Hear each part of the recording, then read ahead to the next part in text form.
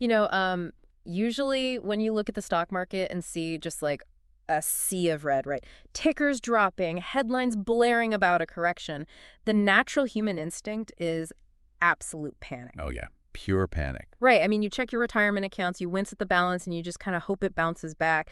But then you flip the script and look at how ultra high net worth investors react to that exact same sea of red. Yeah. And they aren't panicking at all. Exactly. They are quietly going to work because they actually see a massive money-saving opportunity in all that chaos. It's the ultimate contrarian mindset. While everyone else is selling out of fear or they're just paralyzed by the news, the wealthy are executing these highly precise tax strategies to capitalize on the dip. Which brings us to our mission for today. We want to welcome you to this deep dive where we are unpacking a masterclass in this exact strategy. And we have some incredible source material for this one. We really do. We've got this incredibly detailed advisory article written by Thomas Davies. He's with Davies Wealth Management, which is a fee-based fiduciary firm based out of Stuart, Florida. Right, and this material was actually put together for a financial wellness audio series broadcast out of the Treasure Coast. Yeah, the 1715 Treasure Coast Financial Wellness podcast. And the focal point of his analysis is how market downturns create this very specific window to execute Roth conversions. Exactly. It's about using the volatility to your advantage. So we're going to explore how you can use this exact tax planning strategy to literally shelter hundreds of thousands of dollars from the IRS. So, okay, let's unpack this. Yeah, let's get into the mechanics. Since you listening are likely already familiar with the basic tax-free growth mechanics of a Roth, we don't need to rehash all the 101 level stuff, but what we really need to understand is why a market crash is, like, the secret ingredient to a massive tax arbitrage. Right. Well, the leverage here is all about valuation. When the broad market takes a dive, the paper value of the assets sitting in your pre-tax accounts drops temporarily. Okay. That means you have this unique window to move the exact same number of shares, but at a significantly lower taxable value. And Davies actually uses a brilliant concrete example in his article to illustrate just the sheer scale of these savings. Let's visualize the math on this because it's kind of mind-blowing. So imagine I hold 10,000 shares of a broad equity fund in my pre-tax account. Okay, 10,000 shares. Right. And in a normal, calm market, let's say those shares are trading at $100 each. So that is a $1 million position. Which is a nice position to have. Yeah, exactly. But if I decide to convert those shares to a Roth today, I have to recognize $1 million in ordinary income on my tax return for this year. Which generates a brutal tax bill, especially if you're already in a high bracket. You're paying top dollar. Right. But let's say a market correction happens instead. The market gets spooked, algorithmic trading takes over, and those exact same shares drop by 30%. A pretty standard bear market move. Yeah. So now they're sitting at $70 a share instead of $100. If I execute the conversion during this dip, I'm still moving all 10,000 shares into the Roth. But because the market is down, the IRS only sees a $700,000 conversion. Exactly. I just made $300,000 of taxable income legally vanish from this year's calculation. It really is that simple. That is the core mechanism. You only recognize the $700,000. Yeah. Now, when the market inevitably recovers, because we are operating on a multi-decade investing horizon here, let's say those shares bounce back to $130 a share over the next few years. That entire recovery happens inside the Roth wrapper. Oh, wow. So that $300,000 in recovered gains, plus all the future compounding growth, is completely invisible to the IRS forever. Let me just make sure I'm quantifying this correctly because the numbers get huge. If I'm a taxpayer in, say, I don't know, the 35% or 37% marginal bracket. Right, the top tiers. Converting during that 30% dip rather than the calm market saves me, over $100,000? Yeah, that simple timing difference saves you about $105,000 in upfront taxes compared to doing it when the market was calm. That is wild. It's like walking into a high-end boutique and buying luxury items on a clearance rack, and the IRS basically agrees to only ever tax you on that clearance price. That's a perfect way to look at it. And even when the item appreciates back to its full retail value, they can't touch the difference. But wait, if the math is this much of a slam dunk, why wouldn't mass market investors do this too? Why is this specifically characterized as a strategy for the wealthy? Well, and that is the structural catch, right? Mass market investors with smaller balances often lack the liquidity outside of their retirement accounts to pull this off. Oh, because of the tax bill. Exactly. You still have to pay the upfront tax bill. Yeah. That $245,000 in our example, that has to come out of pocket. So if the vast majority of your wealth is tied up in your traditional IRA and your primary residence, you can't just easily generate $250,000 in cash to pay the IRS today without, liquidating assets and causing other financial damage. That makes total sense. You really need a war chest to make this happen. High net worth investors have diversified income sources. I mean, they have taxable brokerage accounts, substantial cash reserves, maybe real estate income. Right. They have options. They have the financial infrastructure to absorb that massive six-figure upfront hit just to secure the long-term tax-free leverage. Precisely. And knowing you have the cash is really only step one. Because, if the math is that compelling, you can't just pick any random asset in your portfolio to convert. What do you mean? Well, not everything in your portfolio reacts to a market panic the exact same way. Right, right. Because during a correction, high-quality municipal bonds might hold relatively steady or, I guess, even go up if interest rates drop, while, tech stocks or aggressive growth funds might just fall off a cliff. Yeah, you're hitting on the core tension of the strategy right there. Yeah. Growth stocks and equity funds have much higher beta, meaning they dropped faster and further than bonds. Okay. So when a correction hits, a sophisticated investor doesn't just convert a flat cross-section of their entire portfolio. Yeah. You selectively cherry-pick and convert the most beaten-down positions first. Because they have the most coiled spring potential. Like, you want the asset that dropped 40% because when it snaps back to its historical mean, that massive aggressive bounce back happens entirely in the tax-free environment. Exactly. And taking that a step further, it also means you leave the stable assets, like your bonds, over in the pre-tax account. Oh, interesting. Yeah, I mean, you don't want to waste your conversion dollars paying taxes on an asset that is only going to grow at like 4% a year. You want to pay taxes on the asset that has the potential to double in the next 5 years. That is so smart. So that covers the asset selection, but that naturally brings us to the timeline. Because even if you pick the perfect beaten down stock, if you execute this conversion while you are at the peak of your earning years, say you just got a massive executive bonus or something. Right. The tax math is going to just fall apart. You're just stacking taxable income on top of taxable income. Which introduces the concept of the income gap. So we are shifting our focus here from market timing to life timing. Okay, life timing. I like that. For wealthy individuals, executives retiring or perhaps business owners selling their companies, there is usually a finite, predictable window of time where their earned income suddenly evaporates. Just drops to zero. Right. It's the years between when they stop receiving a massive salary and when Social Security or required minimum distributions, RMDs, kick in. Right. And just to level set for everyone, RMDs currently start at age 73, right? And Social Security is usually delayed until age 70 to maximize the benefit. Yes, exactly. So imagine a business owner who sells their company at, say, 62. Okay. For the next 8 to 11 years, their W-2 income is virtually zero. But they haven't been forced by the government to start pulling money out of their pre-tax accounts yet. So their tax bracket just artificially plummets. Exactly. And to truly understand the power of this, you have to think of the progressive tax system as a series of buckets. When your earned income drops, your lowest buckets, the 10%, 12%, 22%, and 24% brackets, they're sitting completely empty. Wow, okay. So you're essentially buying up that empty space.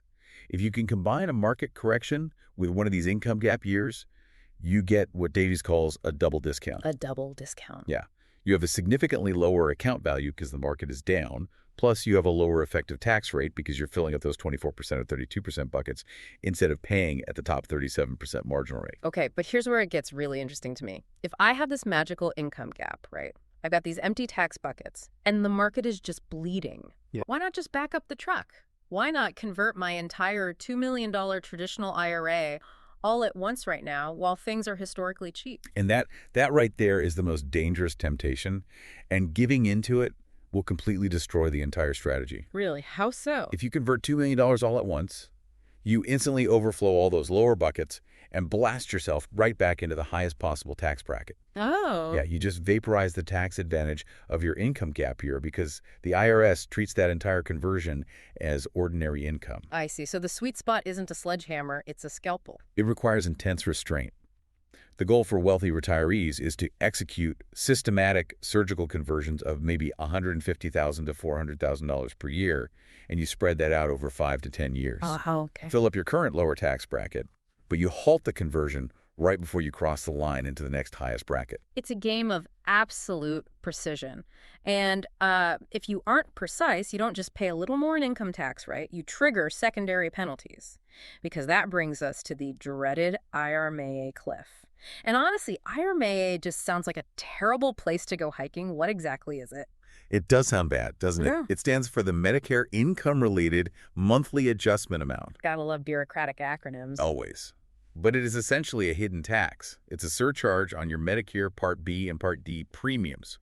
The government sets very specific income thresholds, and what makes IRA so incredibly dangerous is that it is not a progressive phase-out. What do you mean? It is a hard cliff. If Oh. your modified adjusted gross income crosses one of these lines, even by a single dollar, you fall off the cliff. You go from paying standard Medicare premiums to suddenly getting hit with thousands of dollars in surcharges. Wait, just for crossing the line by $1? $1. How much of a penalty are we actually talking about here? Well, an unplanned, overly aggressive Roth conversion that pushes a couple over a higher IRA threshold that can easily result in $5,000 to $10,000 in unexpected annual Medicare surcharges. That is completely absurd. But I imagine market volatility helps soften this blow, right? Because lower share prices mean I can convert more actual shares of my investments while keeping my recognized income just underneath that IRA cliff. Yes, exactly. It is really the only way to maximize the maneuver. But there is a massive trap here regarding how Medicare calculates that income. Uh-oh. They don't look at what you are making right now. Medicare uses a 2-year look-back rule. Wait, a 2-year look back. So what does this all mean? If I make a sloppy, massive Roth conversion today, let's say in 2026, and accidentally cross the line, well, Medicare isn't going to bill me now. They are going to send me a surprise penalty bill in 2028. That is exactly how the bureaucracy functions. The conversion you do today dictates the Medicare premiums you pay 24 months from now. That is a terrifying bureaucratic landmine. Which is why Davies Wealth Management emphasizes that precision modeling is mandatory. You cannot eyeball this. You have to map out exactly where those cliffs are 2 years in advance. And you have to factor in your conversions, your dividends, your capital gains, everything. Oh, okay. So high taxes and surprise Medicare penalties are the primary enemies of a good conversion. How do high net worth investors neutralize those threats? Like, if the goal is to convert as much as possible during a dip without crossing these cliffs, there has to be a way to offset all this new taxable income. There is a highly effective offset, and it relies on strategic philanthropy. High net worth individuals routinely carry their conversions with charitable giving in the exact same tax year. Using specific vehicles, I imagine, not just writing a random check. Exactly. Often they utilize a donor-advised fund or a DF. And to understand why this is so powerful, we have to look at the mechanics of a DF. Okay, let's hear it. When you put money into a donor-advised fund, you get an immediate, massive tax deduction for that specific year. But you don't have to distribute the money to actual charities immediately. Oh, really? Yeah, you can invest it inside the fund and grant it out over the next decade. So let me put this together with the conversion strategy. Let's say I execute a $300,000 Roth conversion during a massive market dip. I've got $300,000 of new taxable income sitting on my ledger. But in that exact same year, I make a $100,000 contribution of highly appreciated stock to my donor-advised fund. You see in the architecture now. It's like a financial seesaw. The Roth conversion pushes my taxable income way up, threatening to push me over an IRA cliff. But the massive charitable deduction from the DEF pushes my taxable income right back down, keeping me perfectly balanced in my current tax bracket. That is a phenomenal analogy, the seesaw. Yes. The DEF contribution wipes out a massive portion of the recognized income from the conversion. It effectively anchors you safely in your target tax bucket. That is incredibly elegant. You get to move assets to a tax-free environment, you secure your philanthropic legacy, and you dodge the Medicare penalty all in one move. It's a win-win-win. But what if philanthropy isn't a major part of your plan? Are there other structural ways to avoid getting crushed by taxes on the conversion? The other major structural lever is geography, or, more specifically, your legal domicile. Ignoring state lines is a massive unforced error. Oh, right, because state income taxes vary so wildly from state to state. Exactly. Federal tax planning is really only half the battlefield. Let's imagine you currently live in a high-tax state say California or New York, where state income taxes can easily exceed 9%. Ouch, yeah. But you're planning to retire and establish residency in a zero-income tax state like Florida. Where, coincidentally, Davies Wealth Management happens to be Yeah. located. Right. Now, establishing domicile isn't just spending the winter there. It requires legal intent. Changing your driver's license, registering to vote, spending the majority of your days there. Right. If you get impatient and execute a $500,000 conversion while you are still legally a resident of that 9% state, you just voluntarily cost yourself $45,000 in state taxes. Oh man, just setting money on fire. Exactly. If you simply delay the conversion until the paperwork is filed and your Florida residency is legally established, that $45,000 stays in your portfolio to compound tax-free forever. That is a staggering amount of money just for checking the wrong box on your residency timeline. It really is. Okay, so we've covered the valuation mechanics, the asset selection, the income gap, the IRA cliffs, and the philanthropic and geographic offsets. But this brings me to a much bigger question. Let's hear it. A lot of the high net worth folks I know aren't just planning for their own retirement consumption, they are actively thinking about their kids and grandkids. How does this strategy impact generational wealth? Well, what's fascinating here is that while we've been framing this primarily as a retirement strategy, it is arguably one of the most powerful estate planning tools available today, largely due to recent legislative changes. You're talking about the Secure Act and the new inheritance rules on IRAs, right? Yes, exactly. Before 2020, if your kids inherited your pre-tax IRA, they could stretch the distributions over their entire lifetime, meaning they were just taking out tiny slivers and keeping the tax impact minimal. Right. The Secure Act killed that. Under current law, if a non-spousate heir, like an adult child, inherits a traditional IRA, they are legally forced to drain that entire account within 10 years. And every single dollar they pull out of that inherited pre-tax account is taxed as ordinary income. Precisely. Now, layer that on top of the life timeline we discussed earlier. If your kids inherit your IRA when you pass away, they're likely in their 40s or 50s. They're in their peak earning years. Yes. So imagine a 55-year-old doctor inheriting a $1 million IRA from their parents. They are already in the 37% tax bracket. Now the government is forcing them to pull out $100,000 a year from this inherited account. Every year for a decade. You are dumping a massive pile of taxable income onto them exactly when their tax brackets are at their absolute highest. They are losing 37%, maybe more with state taxes, of your life savings straight to the IRS. Which is why a strategic Roth conversion is often framed by estate attorneys as gift to your heirs tomorrow. Oh, I like that. If you execute the conversion now, paying the tax at your lower 24% rate during one of your income gap years, you permanently remove that massive burden from your children. Wow. Inherited Roth IRAs still have that 10-year distribution rule, but the critical difference is that every single dollar your kids take out is 100% tax-free. You are systematically transferring wealth across generations at a massive discount. Absolutely. But there is a trap here too, isn't there? You mentioned earlier you have to pay the tax bill from outside funds. This is the golden rule of Roth conversions, and it honestly cannot be overstated. You must never pay the conversion tax from the IRA itself. Well, why? Wouldn't it just be easier to withhold, say, 24% for taxes at the time of the conversion and move the remaining 76% to the Roth, like a normal paycheck? I mean, it is easier, sure, but it is financially destructive. First, it permanently reduces the amount of capital that actually makes it into the Roth, which severely blunts your decades of tax-free compounding. Right. You are starving the most powerful wealth-building engine you have. And second, if you happen to be under 59 and a half, any funds you withhold from the IRA to pay the tax are legally considered an early withdrawal. Oh, no. You get penalized for paying your taxes. Yes, you get hit with a 10% early withdrawal penalty on the amount you use to pay the tax. It is a compounding error. You must always use outside taxable brokerage funds or cash savings to pay the IRS. Okay, looking at the big picture here, this is an incredibly complex web. We're talking progressive bracket management, asset location, 10-year inheritance rules, 2-year Medicare lookbacks, charitable trusts, state domicile laws. It's a lot. I can see why the Davies article draws such a sharp distinction between a fiduciary advisor and a standard financial broker. The contract is really night and day. If you go to a broker at a massive national wirehouse, their guidance on this topic is usually a very generic, surface-level observation. Something like, Roth conversions are generally good. Basically, just do it. It's tax-free later. Right. But they aren't building the multi-year projections.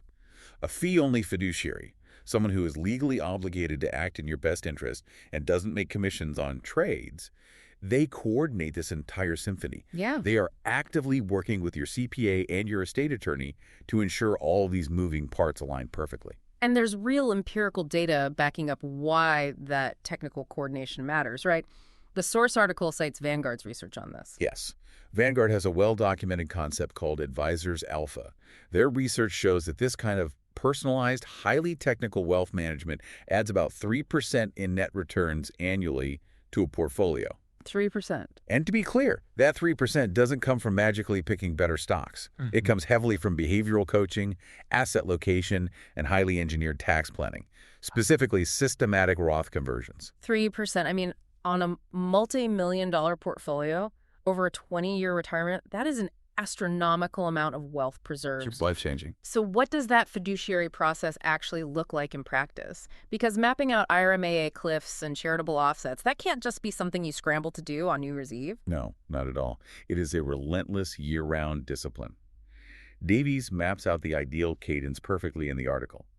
In January, you model the year's projected income to see exactly how much bracket space you have available. Okay, starting early. Then in Q1 and Q2, you are strictly monitoring the market, waiting for volatility to create those discounted entry points we talked about. Right.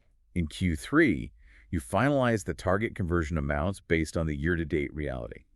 In October and November, you actually execute the conversion and coordinate the estimated tax payments with your CPA. And then in December, you do a final review for any last-minute charitable opportunities. But wait, if the process dictates that I wait until November to see exactly where my income lands for the year, how on earth do I capture a market dip that happens randomly in March? By November, the market might have fully recovered and the discount is just gone. What's fascinating here is how top fiduciaries solve that exact sequencing problem. They do not wait for November to do the math. How do they do it? They utilize specialized software to maintain what are called rolling tax projections. Ah, so they already know the parameters. Exactly. The analytical framework is already built and is constantly being updated with your live financial data. So if the market crashes by 15% on a random Tuesday in March, they don't need a week to figure out what to do. Wow. They know within hours exactly how much bracketer base you have, which specific assets are beaten down the most, and whether the dip opens a window worth taking. They can strike immediately. It's entirely proactive. The investors who win are the ones who arrive at the market correction already prepared. So bringing this all together for you listening, the big takeaway here is that market volatility isn't a crisis. It is a highly profitable, finite window of opportunity. A huge opportunity. But it is absolutely not something you can just wing on a Saturday afternoon. Between maximizing those income gap years, tiptoeing around those hidden IRA thresholds, avoiding state tax traps, and navigating those massive 10-year inheritance rules for your kids, a Roth conversion requires a scalpel, not a sledgehammer. It requires intention, liquidity, and a really robust advisory infrastructure. And if you want to see exactly how that infrastructure works in practice, Davies Wealth Management actually offers a Medicare IRA planning guide to help map out those cliffs. Which is incredibly helpful. Yeah, plus they offer complimentary fiduciary audits to help investors model these exact volatility-driven strategies for their specific situations. It's an incredibly smart place to start if you want to see the math applied to your own portfolio. It is a great resource. Mm-hmm. But if we connect this to the bigger picture, it raises a really important question for you to consider on your own. Let's hear it. We've established today that you must pay the conversion tax bill from funds outside your IRA to make this math work. Right, the golden rule. Never use the IRA money to pay the toll. But if you know that market volatility is a guaranteed, unavoidable part of a multi-decade investing horizon, how should you be restructuring your liquid taxable accounts today so that you have enough cash on hand to buy those massive tax discounts tomorrow? Oh, that is a brilliant puzzle to leave everyone with. You really have to build the war chest before the battle even starts. Thank you so much for joining us on this deep dive. Keep asking questions, keep looking for the underlying mechanics, and we'll catch you next time.